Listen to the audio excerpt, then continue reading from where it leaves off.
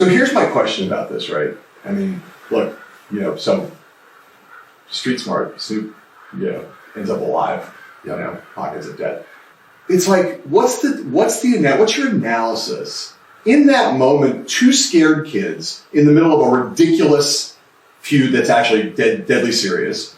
One of them is like, he's got what he needs. Like, Snoop's got what he needs. He's like, that's what that's about on some level, right? Which is, I don't care work with those guys. I don't need this beef. This is fucking ridiculous. Mm-hmm. And the other one is something else. They're both scared. Mm-hmm. They're acting in different ways. And one of them seems to me like he's fear and is kind of in touch with his fear in a way that leads to his self-preservation. The other one isn't. Absolutely. But what's the difference between those two guys? We said this before. They both come from poverty. They're not that different as in terms of their background. They have biographical detail differences, but it's not like one of them's like rich and the other one's not. They both come from like severely disadvantaged backgrounds. What's the difference between those two that makes one the kind of artist that Snoop is and the person that Snoop was at that moment, and the other leads to Pac? I think it directly goes back several things. It directly goes back to my assessment of gangster. A gangster is the farthest thing from an artist as humanly possible you can be. That is Snoop's resting pulse. That mentality. He understood, having just beat a murder charge, where we're at, having just a year prior or 6 months prior, beating a murder trial, and where he comes from in Long Beach, and the work he put in, and the work that got put in on him and his homeboys, most of them who aren't here, he absolutely understands the gravity of the moment, that he can feel it. He knows what it is because he's a street cat. Man, the street cat ain't got nothing to do with it. That's common damn sense. Nobody wants to go to prison. That's common sense, bro. You ain't got to be a street dude to know that. Look, just because you grow up in the hood around a bunch of gangsters don't make you no street cat. It could make you street smart, but Snoop wasn't no street cat. Snoop wasn't no gangster. Snoop was raised in the hood, that's all. He was a good boy, had a good family. They kept him in church. You know what I'm saying? He wasn't no gangbanger. And gangbangers will tell you that. On the other hand, while he came up in the inner city or the urban fucked up ghetto, he's not a street kid. He's an artist and an activist. And he's a performing arts kid. And he's delusional. He's just delusional. And I mean that, again, I think not just in the pejorative way, in the positive way. You have to be delusional to be a great artist. But you should know when to hit that switch. I just didn't. I think he lost, the lights went out where the switch was. He could not find that switch.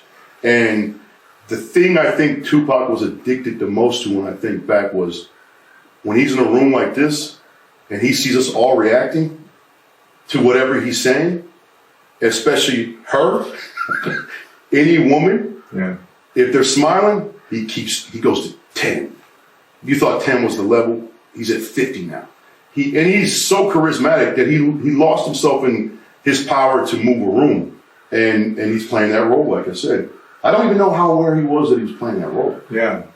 And do you in the series, as an actor, I gotta remember to show you this scene. Remember method actor. Like, for a long time, like the mystery of what happened to Pac, like that's millions of stories been written about like what actually happened in Vegas and who was really responsible. Do you think there's any mystery about it? Hell no. There's no mystery. Hell no. Yeah. It's like I was watching something on JFK. They were like, we'd like to Camelot. Who the fuck got shot? Right? But one dude. I don't know if there was two. So what? It was two dudes.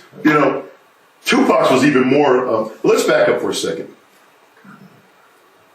You look at and I'm not saying this like in any kind of way, but like the performance artist he was, ultimately, and the myth maker he was. Was he aware of? There's ingredients you pick up along the way. You look at what Kurt Cobain did. You see that. You look at what this one did. You see, you see, he's obsessed with Bruce Lee, like I'm obsessed with Bruce Lee. You see the icon of that, the shirt off, the whatever. He's taking all this stuff in. You look at Vegas, and when we think about Vegas, and you think about all the famous, legendary, crazy crime that had been committed throughout the history of Vegas, movies made on Vegas. What's the most famous murder? Famous murder. In Vegas. In Vegas. Tupac. Oh, yes. Okay. I think I was like trying to search for what the other one was. Yeah. But we can go, I mean, if we think about it, Yeah. they're all Italian guys. Yeah. Jewish guys. Mob guys. Yeah. There's been 50 movies made about it. Yeah. Like, beyond mythical. Books beyond mythical, right? The most famous murder and biggest, conspiracy theories involve a little black boy from the Bronx named Tupac Shakur. I say that to say this. I don't think he knew he was going to be murdered that weekend. Yeah. But I know, this is just me. I'm not going to go with anyone. When you walked over or ran over to that killer, that known shooter, and did that, and then left, and then thought you can go to a club afterwards, no, that guy got with his guys and came back and got you guys. Yeah. Overnight. So the news is, man, that this guy right here, part of the Hughes brothers, is working on a documentary about Tupac and Afeni Shakur's life.